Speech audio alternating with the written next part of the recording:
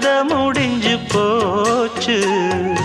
ஈசான மூலையில லேசான பள்ளி சத்தம் மாமன் பேர சொல்லி பேசுது.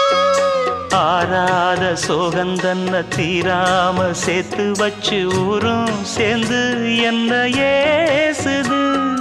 மாமா மாமா உன்னத்தானே எண்ணி நானும் நாளும் தவித்தேனே.